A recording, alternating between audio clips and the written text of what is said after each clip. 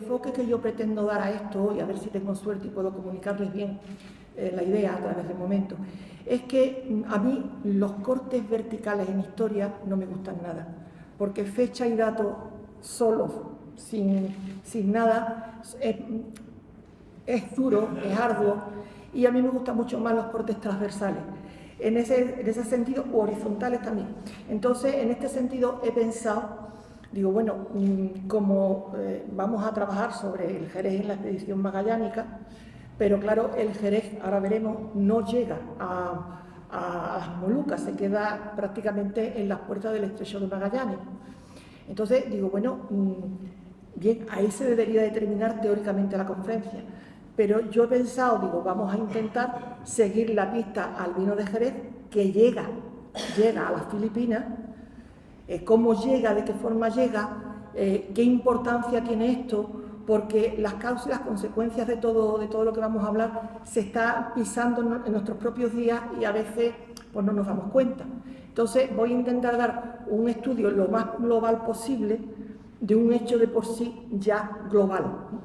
Entonces vamos a intentar trabajar con Magallanes, pero después vamos a pasar a Asia, que es algo realmente curioso. Y me parece nuevo, me parece novedoso para no estar siempre con el mismo tema monotemático y, bueno, no me parece como muy oportuno. Espérate que yo es que aquí no veo, o sea que me vaya a perdonar, pero...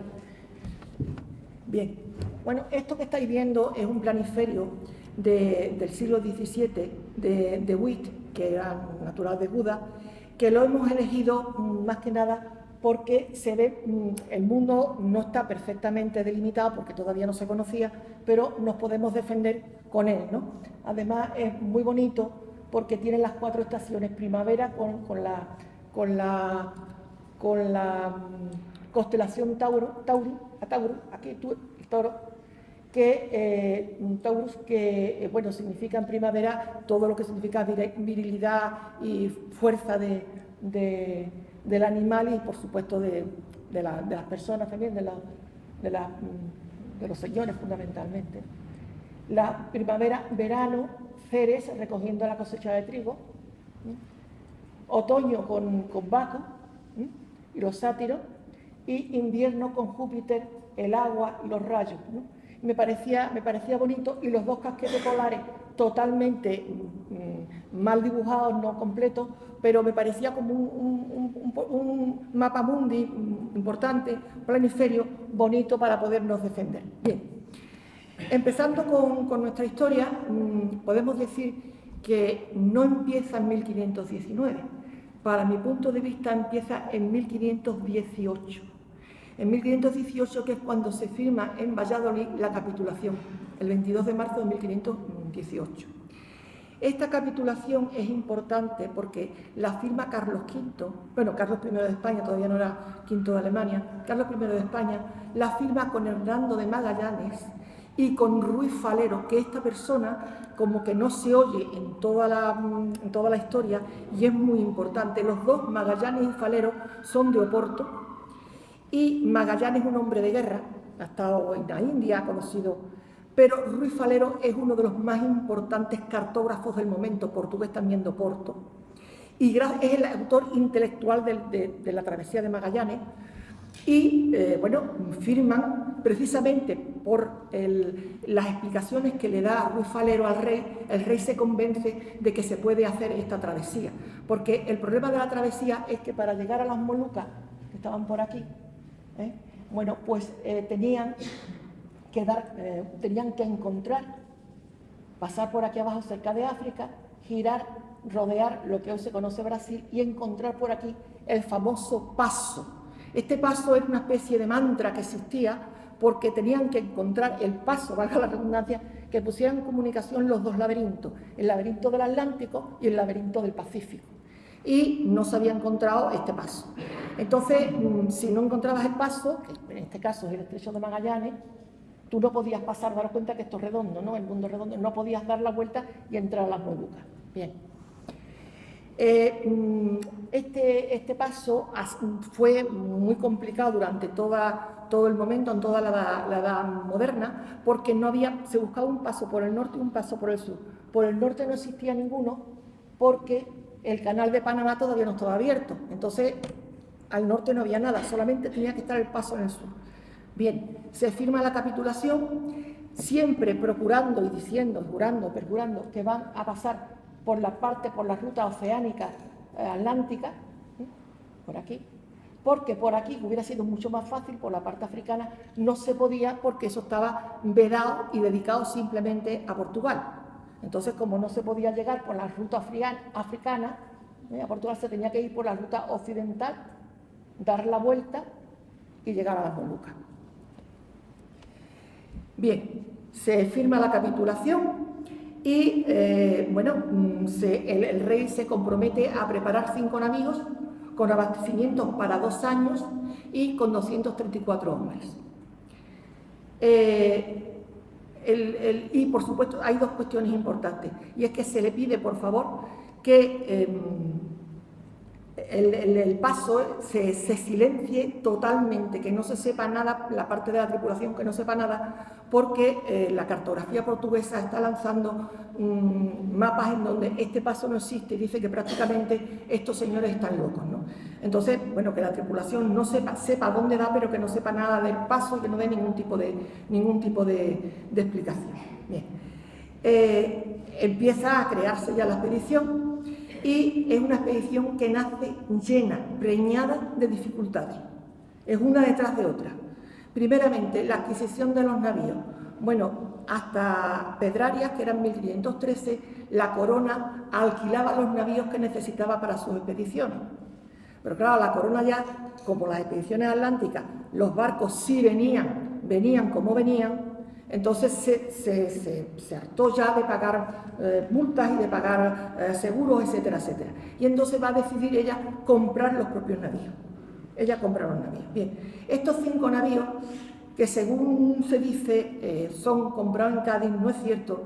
Según un libro que nosotros estamos haciendo y que se va a publicar, lo va a publicar el Consejo y Maestro Sierra conjuntamente, aparece que estos navíos son 2 confiscados en Cádiz por cuestiones de Hacienda, y coge la corona, y 3 que vienen del norte.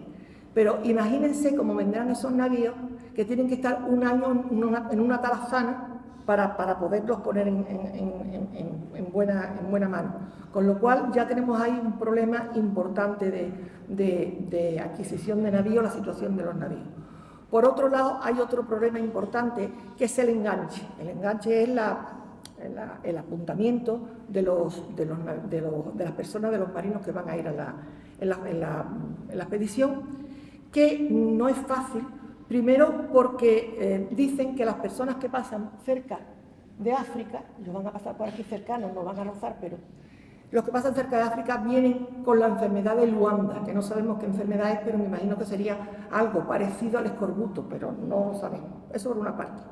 Por otra parte, hay un pánico generalizado porque Díaz de Solís había salido unos años antes en busca del famoso paso, se había confundido, había entrado por el Río de la Plata hacia arriba pensando que el Río de la Plata era el final del continente americano, y entonces al entrar por el Río de la Plata los propios nativos de allí de la zona habían acabado con toda la expedición. Entonces decían la gente que no se enganchaban porque es que iban a una muerte segura si se iba a ir a las Molucas, que ya había habido una especie de ejemplo antes y que entonces era difícil. Esto hará, por ejemplo, que curiosamente esta travesía, que va a ser globalizada, bueno, pues va a tener una tribulación también globalizada, porque no van a ser gente de Huelva, de Sevilla, bretones, sicilianos, genoveses, incluso portugueses. Estos portugueses van a crear cierto problema a Magallanes porque lo consideran con un tufillo de traidor, ¿no? Es decir, este hombre que es de Portugal, de Oporto, nos va a enseñar a España una ruta para llegar a donde nosotros estamos llegando. Entonces, como que este hombre, Magallanes no era nada simpático, mayor, cojo, adusto, sobrio, tanto así que al final se peleó con Ruiz Falero, porque la expedición estaba al mando de los dos y Ruiz Falero se retira, ¿no? Bien.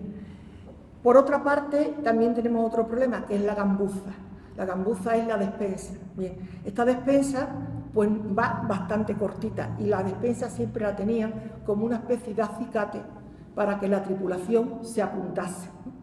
Entonces, la gambuza se divide, o los abastecimientos se van a dividir en mantenimientos, que son los elementos contundentes, los alimentos contundentes que hay entre el vino de Jerez, y otro apartado, que son las cosas de despensa y otras menudencias.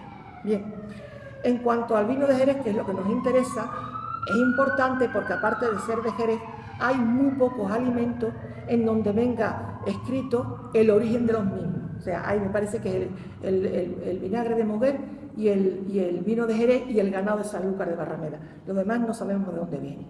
Bien, el vino de Jerez, 508 botas compradas en Jerez de la Frontera a diversos precios, con un montante de 511.347 maravedíes. A esto habría que añadir 78.654 más de acarretos, fletes, guindaje de 420 pipas, corchos, escoperoles o escopetores, depende como lo escriba, y los sueldos. Todo esto, claro, a esto también hay que añadir los sueldos, está dentro de los 78.000, los sueldos que son a Gonzalo Díaz, por los 93 días que tardaron en comprar el vino, 93 días, a Juan Nicolás por haberse encargado de comprar los corchos, las pipas y los escoperoles, y a las guardias que guardaban el vino mientras se cargaba en Jerez y se descargaba en Sevilla. Eso da idea de la importancia que tenía el vino en aquellos momentos, guardias para cargar y descargar que no hubiera. Bien, este pequeño párrafo da lugar a varias reflexiones por mi parte. A mí me extraña mucho, es curioso, que se olviden los mercados tradicionales de las anteriores expediciones. Por ejemplo, el Aljarafe, Guadalcanal, toda esta parte de Sevilla que iban en las otras expediciones, aquí no, aquí solo es Jerez. Y a mí se me da la impresión que es que como había tantísima sequía en aquellos momentos, estaba muy mal la zona, bueno, pues se acude a Jerez, que es ciudad de realengo, con lo cual tiene que cumplir la orden del rey y mandar el vino sea como sea, mandarlo. Se tarda 93 días en buscarlo, ¿no? Y normalmente Jerez era, por ser de realengo, le decían la almáciga solidaria, porque había también ayudado a la corona en las expediciones que había hecho al norte de África, con trigo, vino y caballos, en este orden, trigo, vino y caballo. Bien, Jerez entra de hoz y de coz el vino a formar parte de la expedición. Otra cosa que llama la atención, diversos precios. Estos diversos precios es porque hay diversos tipos de vino.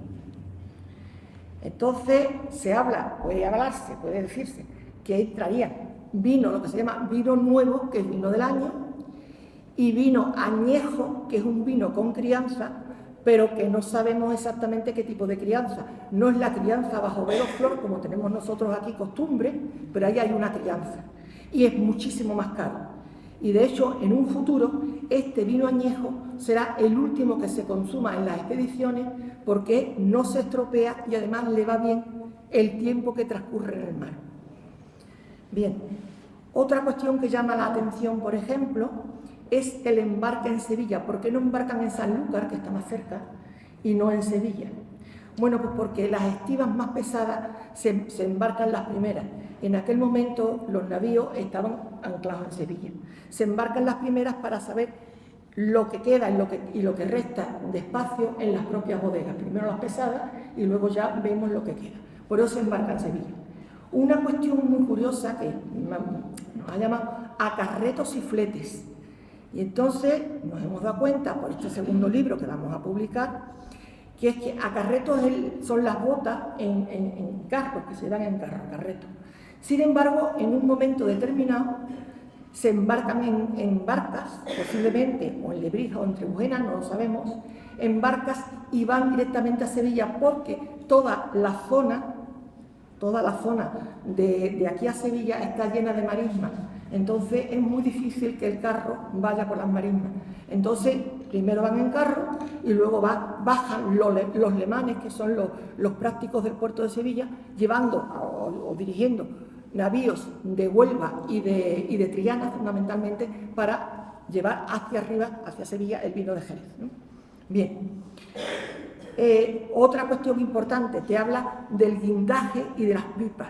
El guindaje es la subida y la colocación del vino en el navío, ¿no? Y para eso se necesitaba, bueno, pues los mozos de cuerda, por decirlo de alguna forma, de alguna manera, que entonces se llamaban arrumadores, que fueron los que dieron lugar luego a los arrumbadores, que están haciendo exactamente el mismo trabajo y el mismo plan. Veremos que en esta expedición, hace 500 años, se sigue volviendo y revolviendo, volviendo a hacer lo que hace 500 años seguimos haciéndolo actualmente. Bien, la subida al navío, con los arrumadores, por supuesto, y se habla de pipas. Entonces resulta que las 500 botas que hemos visto se vuelcan en 415 pipas y media. Si es así, es que la bota es más pequeña que la pipa. Es claro. El Concejo de Jerez, desde 1483, está ordenando constantemente, y se ordena constantemente porque no se cumple, ordena constantemente que las botas tengan 30 arrobas. Pero eso, por lo visto, no se cumple. Las botas suelen ser más pequeñas. Yo calculo 25, algo así, de arrobas, no sé, a ojo.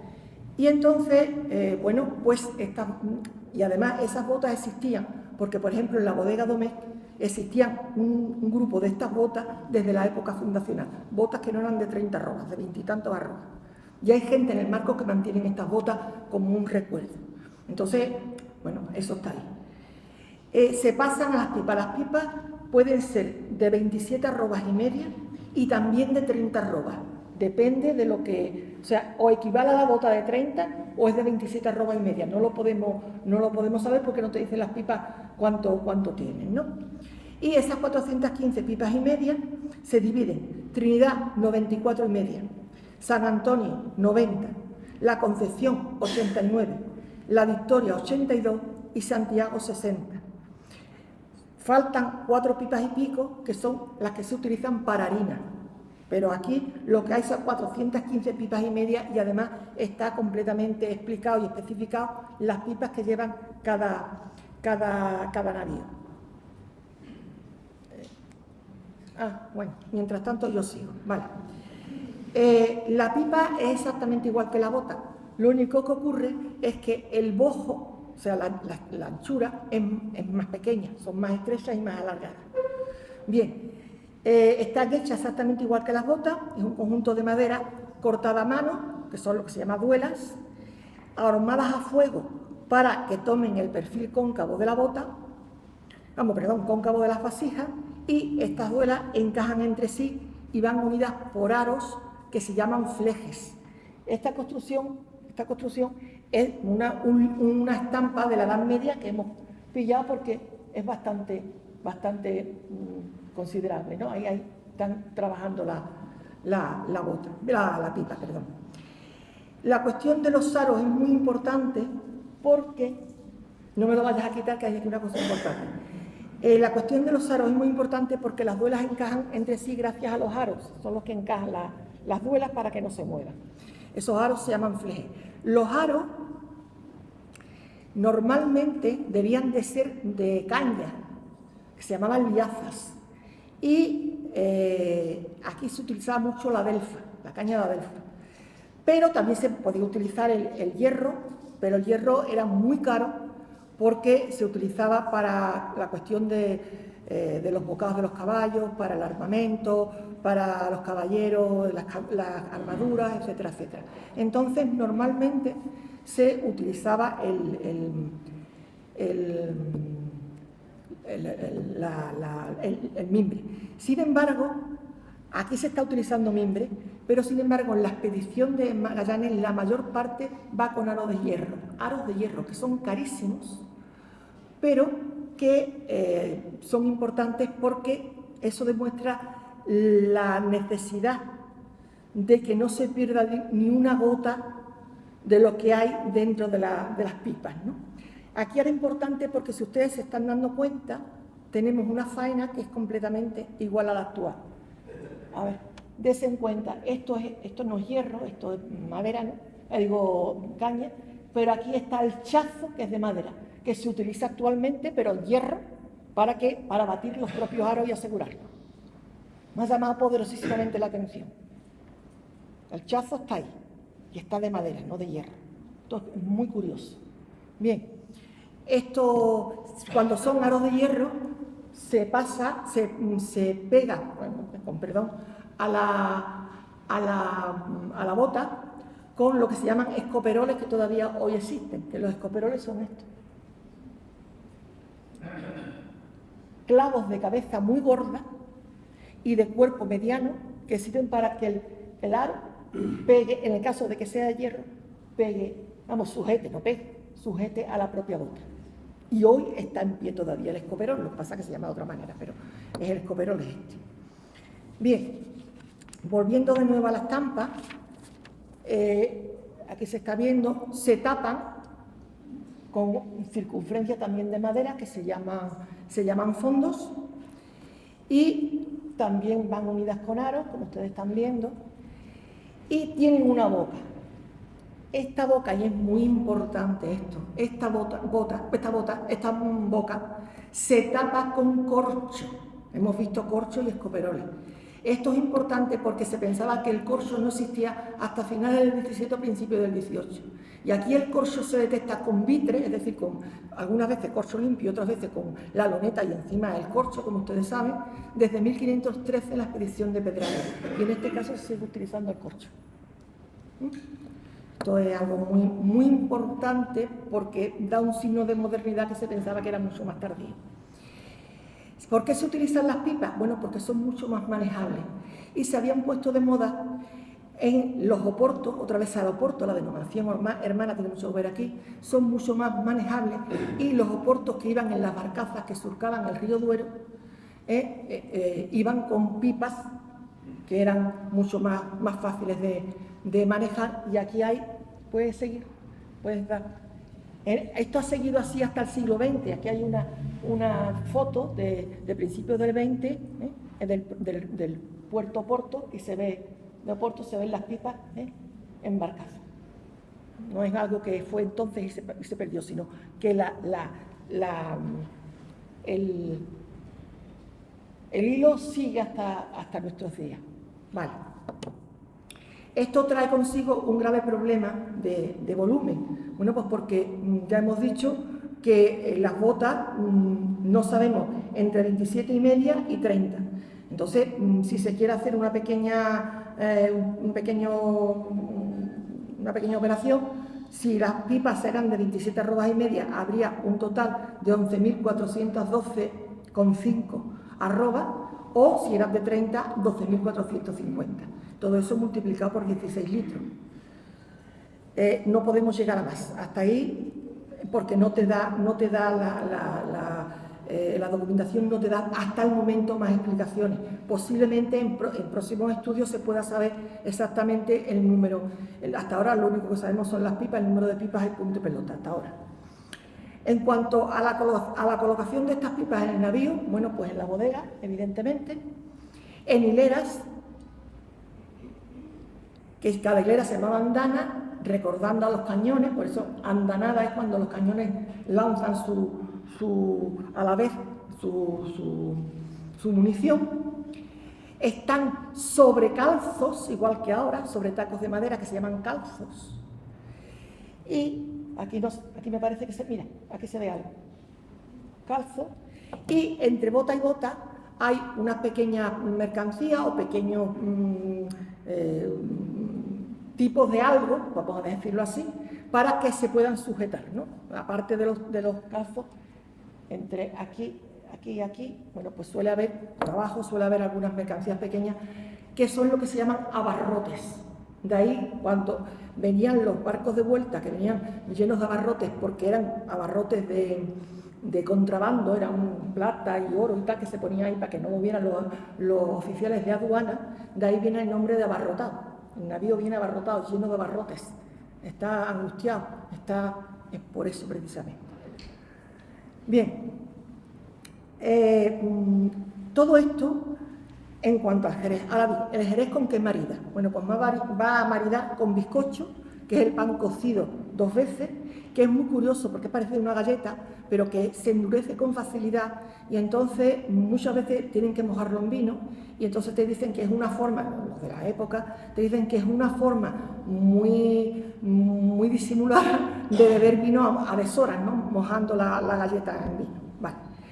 También va a maridar con aceite, que se va a utilizar en aderezo, en guisos, en fritos, en aliños, con legumbres, habas, garbanzos, lentejas, con leche en forma de queso, que esto es muy importante, porque vino con queso y pan es la dieta de combate o la dieta de tormenta, porque no tienen tiempo a hacer ningún guiso ni a comer nada. Entonces, en momentos de combate, en momentos de tormenta o en momentos de cualquier emergencia, pan, queso y vino, punto.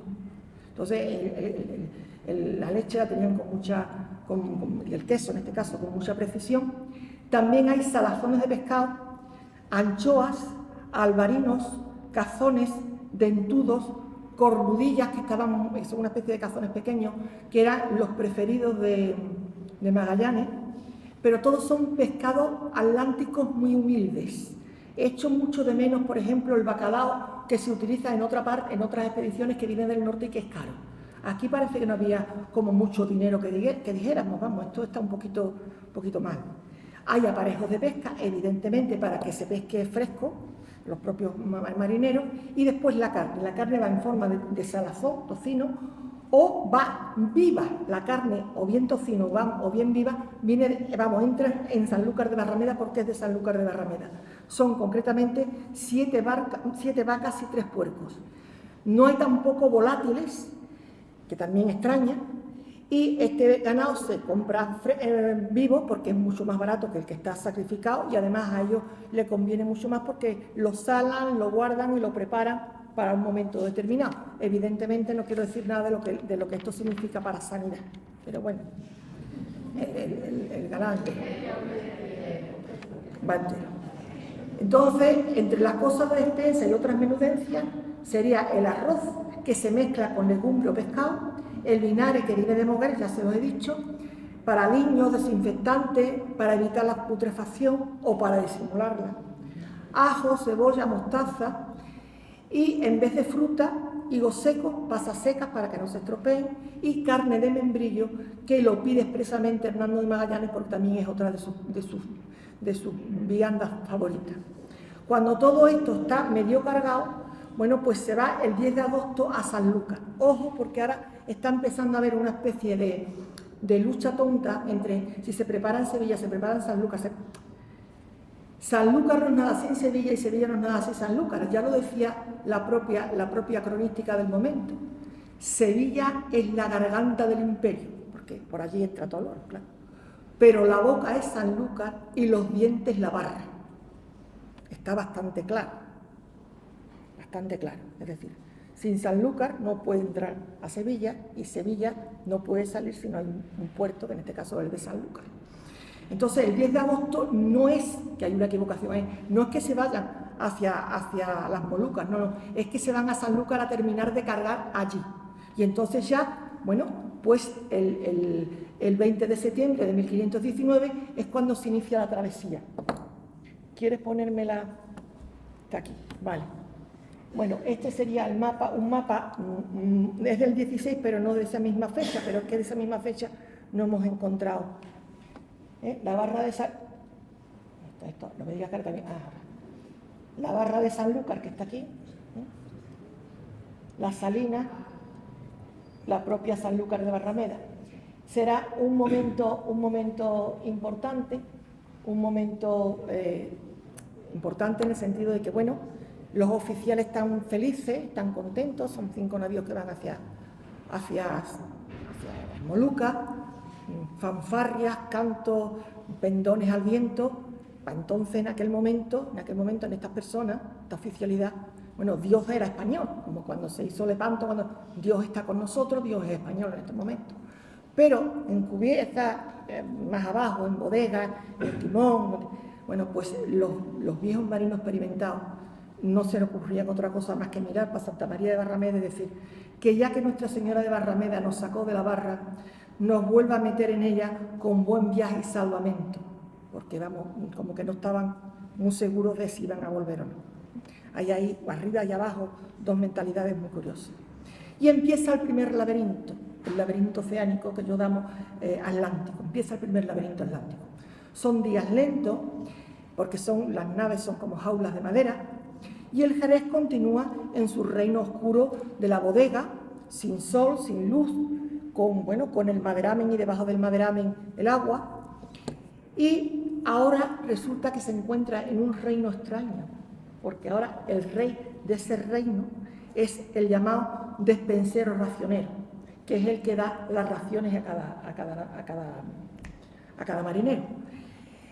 Para demostrar su poderío, lleva atado al cinto las llaves de los pañoles. Los pañoles son aquellos lugares que no están en bodega, pero que sirven para guardar los alimentos, ¿no? Los recovecos que...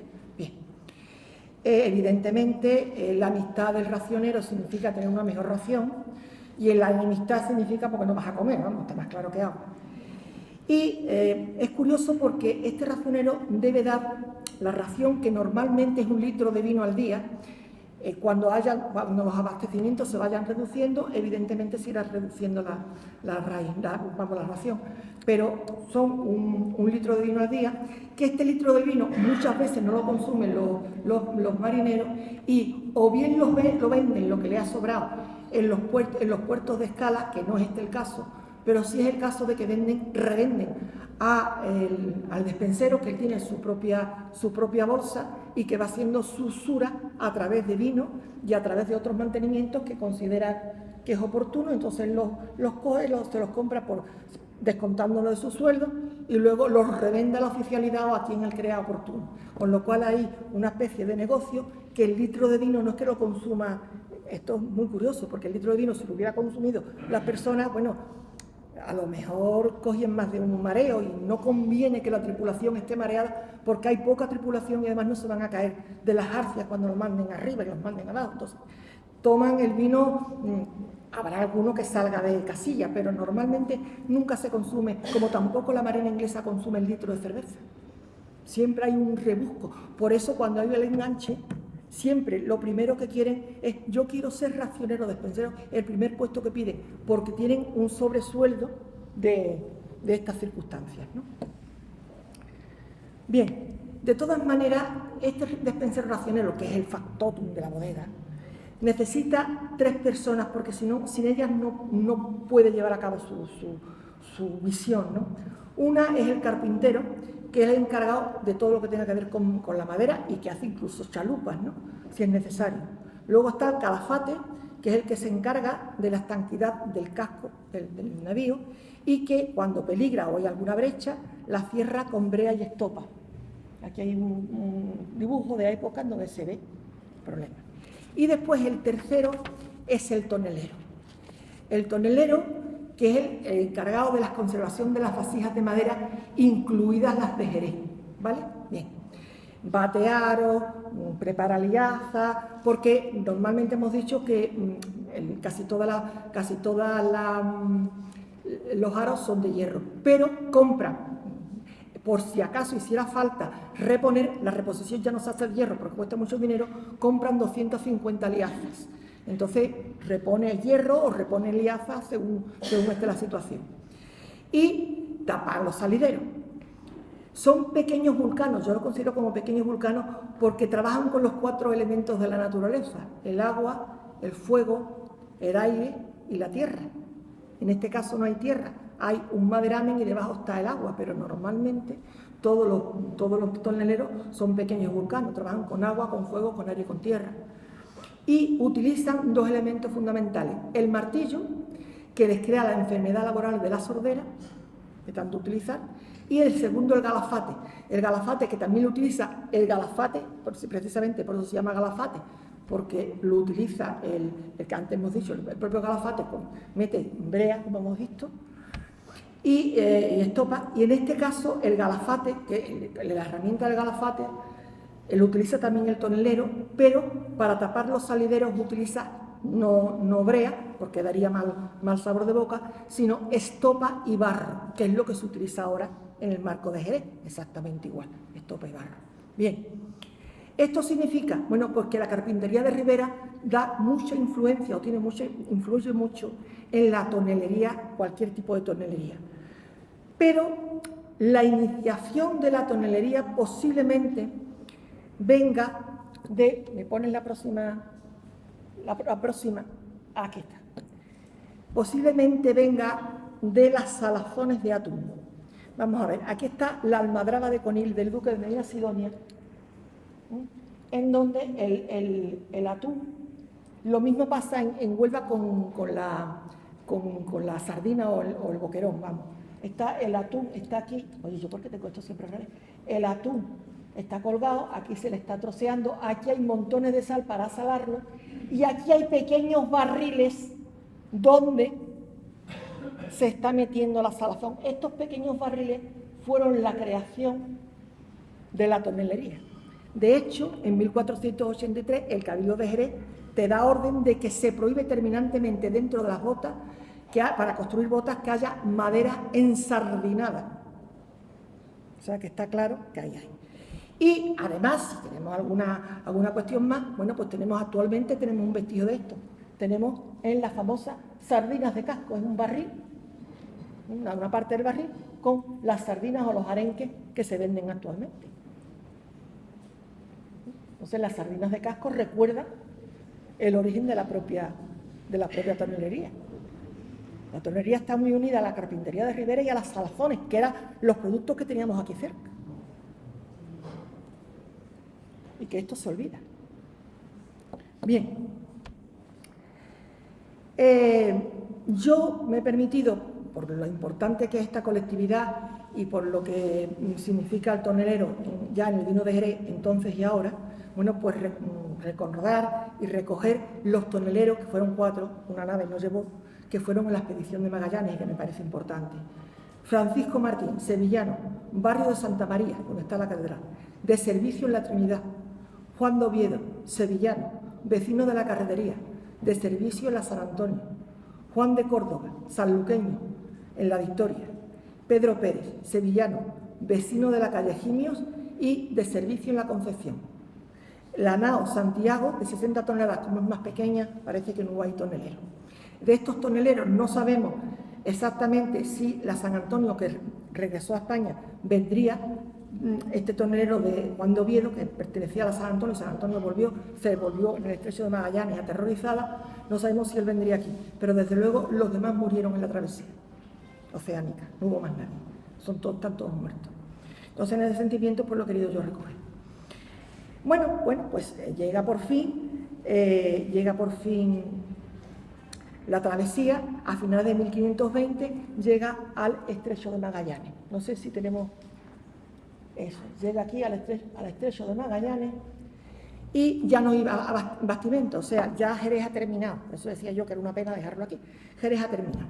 Y entonces, bueno, los españoles se van alimentando de lo que sacan y de lo que tratan con los patagones. Los patagones son las personas que están habitando, los indígenas que están habitando en la Patagonia, que son gente muy alta y que le llaman patagones porque tienen forradas los pies con piel de animal, ¿no? Y les recuerdan un poco, patagones, les recuerdan un poco las patas de los osos. En ese sentido le llaman patagones. Pero también es posible que en el imaginario de aquel momento, bueno, pues pensaran en Patagón, que era un monstruo importante que había aparecido en la novela de caballería llamada Esplendián, que estas novelas de caballería eran muy leídas por todo, bueno, leídas no oídas, porque no sabían leer, pero se reunían y leían las novelas de caballería, y posiblemente, o bien por las patas, entrecomillado, o bien por el recuerdo de Esplendián, bueno, pues los patagones. A partir de ahí ya entran en el segundo laberinto, que sería el laberinto del Océano Pacífico. Ya Jerez no entra, y empieza una travesía que es una travesía totalmente de locura, porque bueno, también hay que llamar Pacífico a esto, es como un poquito, pero bueno, al Océano Pacífico. Siguen y llegan efectivamente a las Molucas. Lo que ocurre es que tienen que dar la vuelta por aquí, la vuelta al mundo, ellos no pensaban darla, es una consecuencia, porque no pueden volver atrás. Cuando llegan las Molucas no pueden volver atrás por una razón muy sencilla, porque los barcos no encuentran, no tienen la fluidez suficiente del agua para poderlos llevar hacia atrás. Van siempre hacia adelante, pero no tienen el tornaviaje, no lo tienen nada claro. Y además prefieren seguir por esta parte, aunque sea portuguesa, bueno, pues porque de alguna manera hay abastecimiento, de alguna manera podrán comer algo, porque desde que entran en el Índico, en el Pacífico, que entran prácticamente con lo que tenían de los Patagones, van robando o van pidiendo algunas islas que hay por aquí, pero llega el momento que llegan a comerse crudo el cuero, lo hierven primero para quitarle la piel, los pelos, que luego después se comen el cuero porque no hay comida. Entonces Magallanes ya ha muerto, entonces Elcano dice no, para atrás no, porque no vamos a pasar otra vez lo que hemos pasado, y además el estrecho de Magallanes no lo volvemos a cruzar otra vez, vaya. Y aparte de eso es que no podemos volverlo porque no tenemos flujo suficiente, y por eso dan la vuelta al mundo. La vuelta al mundo es una consecuencia de no poder volver de las Molucas hacia atrás. Por eso la capitulación, decía yo, que era muy importante, porque en la capitulación solamente te recoge llegar a las Molucas, a las tierras de las especies, que eran muy buenas las especies, porque, bueno, porque servían para todo, para farmacia, servían para belleza, servían para medicina, servían como excipientes, las especies servían para todo, ¿no? Para perfume. Entonces, en la expedición te dice llegar a las Molucas, pero no te dice dar la vuelta al mundo, porque no pueden dar la vuelta al mundo porque está prohibido, porque tienen que entrar por la parte portuguesa. Lo que pasa es que Hernando de Magallanes dice, voy por la parte portuguesa, sea lo que Dios quiera, porque no me queda otra solución. Se habla de la vuelta al mundo, que es verdad, y que demuestra que el mundo era redondo, pero ellos lo que iban a las Molucas y volverse después para atrás, pero es imposible. Tienen que seguir por la parte prohibida de la portuguesa y entonces hacen la vuelta. Cuidado con esto. Esto, por eso digo que, bueno, que hay que tener cuidado con lo que se está empezando a decir. Bien, esto sería lo que podríamos decir de Jerez. Jerez se queda en la puerta del laberinto, del segundo laberinto. Pero yo considero que lo importante no es llegar, sino saber llegar y permanecer. Y esto lo podemos extrapolar hasta en nuestros días, ¿no? Entonces, evidentemente, ya las Molucas, Carlos V las deja por imposible. Primero, porque se ha casado con una portuguesa y entonces no quiere líos con Portugal porque quiere concentrar todo su esfuerzo en Europa. Y por otra parte, dice, bueno, ¿y para qué quiero las Molucas si es que no podemos regresar hacia atrás? Siempre tendríamos que estar en territorio portugués. Entonces, vamos a dejar las Molucas. Pero se queda un pico ahí importante que no es de nadie, que son las Filipinas. Bueno, las Filipinas. Cuidado porque aquí no están bien puestas las Filipinas porque es un mapa del 17, pero queda ese pico ahí de Filipinas. Bien, que no es de nadie. Entonces, bueno, México empieza a decir, bueno, ¿y por qué no vamos nosotros a estas Filipinas donde hay muchísimo clavo? Es imposible. Mandan varias expediciones y no regresan, porque no pueden regresar, ¿vale? El tornaviaje se queda allí. Hasta que en 1564 va una expedición, de Zumárraga, un vasco de Zumárraga, Miguel de Legazpi, y Andrés de Urdaneta, que es de Ordicia. Andrés de Urdaneta, que es agustino, que es íntimo amigo de Juan del Elcano, incluso ha sido testigo en su testamento, y que es uno de los mejores geógrafos que hay en el momento. Van los dos. Bueno, Legazpi conquista Filipinas y luego se da cuenta Andrés de Urdaneta que el tornaviaje se puede hacer, es decir, saliendo de Manila, subiendo hasta el paralelo 42 y directamente de allí, es que claro, esto está partido y entonces es muy difícil, de allí directamente, recto, te llega a Acapulco, a la zona de Acapulco. Entonces, Filipinas, Acapulco, Acapulco, Filipinas. ¿Por qué? Porque él dice la corriente de Filipinas, la corriente del Galeón, la corriente de Manila, es lo que luego se conocerá como el Curosivo, la corriente del Curosivo. Entonces, claro, al estar ya en contacto, al poderse hacer, bueno, pues se empiezan ya los contactos económicos, ya se puede hacer. Se hacen a través de un galeón, tarda 4 o 5 meses en llegar de Acapulco a Filipinas, un galeón anual de Filipinas a Acapulco. Y lo importante de las Filipinas es importante, y es que tienen clavo, que es similar a la pimienta en importancia, incluso se paga con clavo, y es sobre todo la llave para entrar en comercio con China, porque Filipinas prácticamente no tiene nada, China está arriba. Y China es importante porque en aquel momento está pasando una época muy buena, está en la dinastía Ming, pero es el momento en que la dinastía Ming se le olvidan los afanes bélicos. Ahora está por aquí, incluso por toda esta zona, guerreando, pero ahora está quieta, está parada. Para ella el mundo es China. Y empieza a estudiar, a crear grandes productos de lujo, a ser un verdadero y auténtico mar de belleza, de riqueza, de productos lujosísimos, y es una especie de Florencia en pequeño, ¿no? Entonces, la única preocupación que tiene, por eso no va para guerra, es la zona norte. Son los mongoles, que no haya una invasión de mongoles en su propia tierra, ¿no? Y bueno, pues la importancia de esto es así. El galeón de Manila llega, trae mantenimientos y trae plata. Dentro de los mantenimientos, que son mexicanos, porque España no llega allí, sino llega a través de México. Dentro de los mantenimientos irá el vino y dentro de ese vino irá el jerez. Pero bueno, el galeón revuelve todo lo que había en Filipinas, totalmente todo, todas las culturas de todo tipo, variedad, etcétera, etcétera. Hasta entonces, Filipinas comía pescado de todo tipo, asado o hervido, soja, brotes de planta, arroz y pasta de arroz, carne, tenía búfalo de agua, que servía para animal de tiro y de leche. De hecho, todavía existe la leche de búfala, porque es de donde se saca la mozzarella. El búfalo, el cebú, que era un animal de tiro y carne, y el cerdo chino, que no estaba, había muchos tipos de cerdos, no parecía que estuvieran muy bien los paladares ahí con él. Y como bebida, la famosa tuba, que todavía existe hoy en el Caribe, que se saca de las palmas de las palmeras, tanto de las palmeras que dan coco como las palmeras que dan dátiles. Puede tomarse natural, puede tomarse fermentada, que es lo más parecido, pero de lejos, al pulque. Bien, a partir de la llegada del galeón se acepta, por ejemplo, el ají mexicano, que es el pimiento picante. Se acepta el tomate, que viene, también mexicano, que tiene muchísimo escándalo en Alemania, se le conoce como melocotón de lobo y se le da muchísimo miedo por el color rojo que tiene. En Alemania ha saltado desde España. Y luego en Italia es considerado el pomodoro. Actualmente el tomate, sin tomate no se conocería la dieta. Bien, el tomate y el ají mexicano. Españoles, el aceite de oliva. Para ellos es un descubrimiento porque pueden freír y sofreír. El aceite no lo conocían.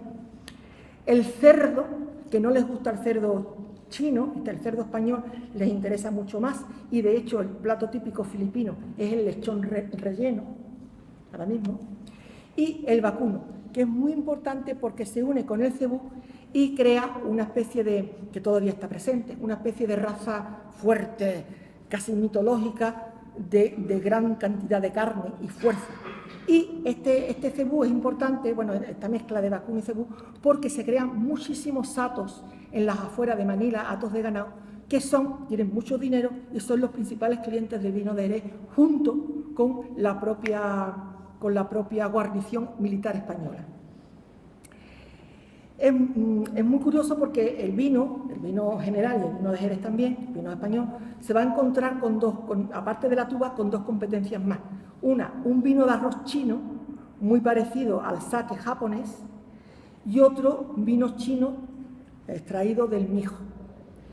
Y en este momento es muy importante porque el vino de Jerez hace carta de naturaleza, ha sido siempre tonificante, excipiente, desinfectante, celebración para la misa, celebración, podríamos decir, no religiosa, etcétera, etcétera. Pero ahora se pone como carta de naturaleza, que ya se hacía en Castilla y que actualmente en el 19 y 20 fue mucho en Jerez, el tomar vino o bien chino o bien español o bien de los dos, para cerrar los contratos comerciales enormes que hay entre los Shanghái chinos, que son los comerciantes chinos, porque filipinos no, los comerciantes chinos que tienen una gran profesionalidad y una gran paciencia, y los castillas son los españoles, ¿no? Entonces el vino aparece siempre en medio. Es tan importante el vino, de cualquiera, español o jerezano, que se puede tomar en cuenco. Bueno, este es el galeón de Manila para que ustedes lo vean. Aquí se ven los barriles llegando. No todos son de vino, pero algunos habrá de harina. Pero aquí es el galeón llegando, como los propios marinos van con pantalones blancos por encima de la rodilla, sin nada, es completamente diferente la marinería filipina a la marinería española, y aquí se ven los barriles descargados. No todos pueden ser de vino, ya digo, pueden ser de harina o de algún otro producto, pero aquí hay vino. Y es tan importante, iba diciendo, es tan importante el vino que se puede tomar en cuenco o en copa. La copa la pone de moda Castilla y se hace de una porcelana finísima, porque el producto que va a contener es algo finísimo. O sea que el vino tiene una categoría social y una categoría cultural entre ellos bastante considerable. Por lo menos la porcelana es de lo mejor, ¿no? De todas maneras, el vino no debe de llegar en grandes cantidades porque el precio es muy elevado. Eso sí lo hemos localizado, una arroba de vino, pero no podemos especificar origen, pero una arroba de vino de la parte de Andalucía, bueno, pues valía, las arrobas, que son 16 litros, valían más de 100 pesos de plata en el siglo XVI. Entonces, esto es caro, muy caro. Pero a pesar de todo, tiene grandes afectos. De hecho, en el año 98, en la guerra por eso decía yo, el permanecer, en la guerra del 98 de la separación de Filipinas con España, hemos localizado embarques de vino, en este caso del puerto de Santa María, pero es del mismo marco de Jerez, y concretamente son siempre las mismas bodegas.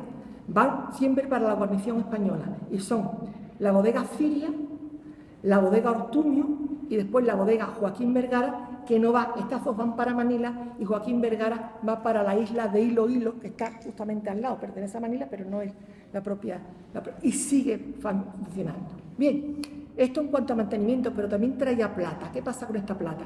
Bueno, pues que la plata sirve para comprar clavos y productos de lujo. Porcelanas, que ya la hemos visto, biombos lacados, que van todos para México, y también la seda china, por ejemplo.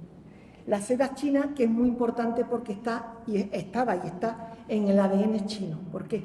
Porque la seda china, si ustedes lo recuerdan, la seda cualquiera, pero en este caso la china, hay que cuidar del gusano de seda, hay que cuidar de la morera y después hay que trabajarlo a mano y crear la seda artesanalmente. Entonces, ¿qué ocurre? Que agricultura, naturaleza y artesanía son los tres pilares de la filosofía de Confucio. Entonces, cuando están haciendo la seda, están de alguna manera practicando la filosofía de su gran maestro, que era Confucio. Entonces, la seda para ellos resulta ser bastante importante. La corona va a estar muy preocupada porque hay gran cantidad de contrabando en todo este clavo y productos de seda, muchísimo contrabando, y se dice, incluso se ha calculado, que más de 400 millones de pesos de plata salieron en 250 años. Estos 400 millones de pesos es de la zona de Nueva España, de México, ¿no?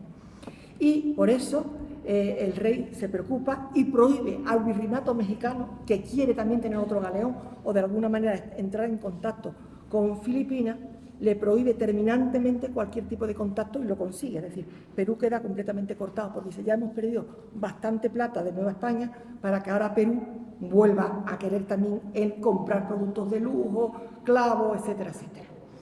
Bien, pero aquí no termina todo. Esta cantidad de gente que empieza allí a crearse, porque no solo llegan españoles, llegan chinos, filipinos, ingleses que están por allí ya pululando, los portugueses, etcétera, etcétera.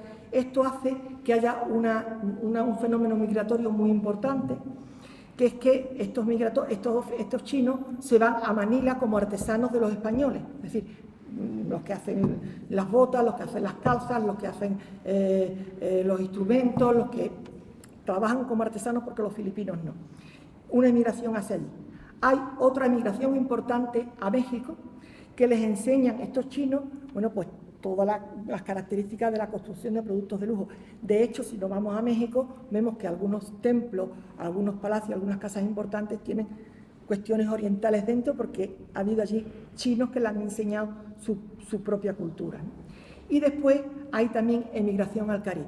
Y ya decir Caribe es hablar de la perla del Edén, la perla del Caribe, la perla de la corona, la perla del imperio, Cuba. Van chinos que van a Cuba también a trabajar. Y concretamente lo último que ha salido es que van a trabajar, me pones el planiferio, Sonia, un momentito si puedes.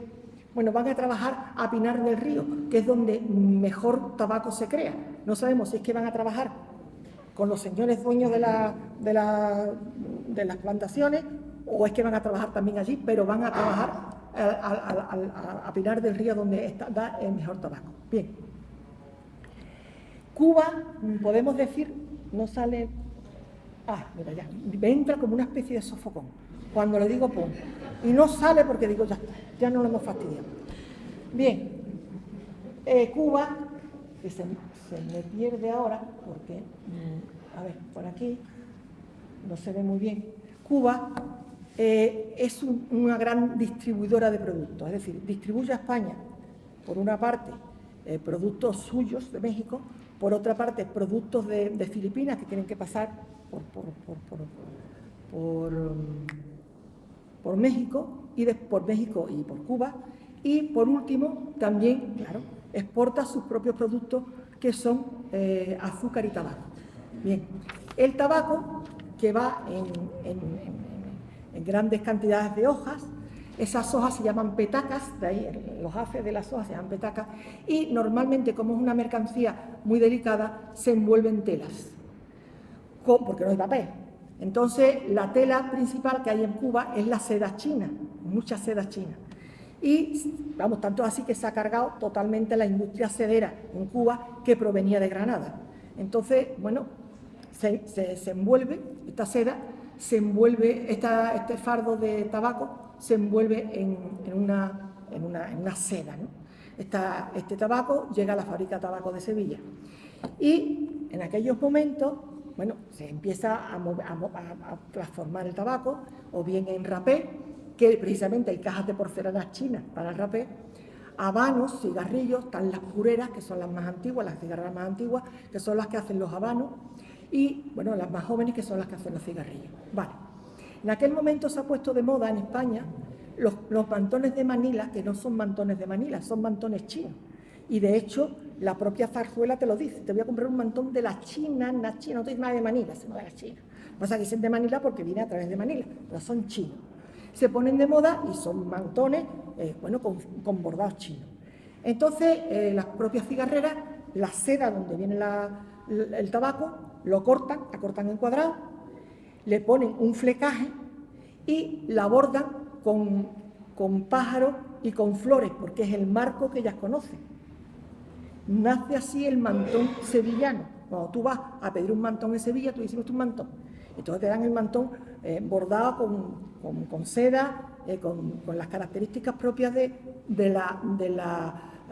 marco geográfico de Sevilla, las flores y los pájaros, y las flores y los pájaros normalmente.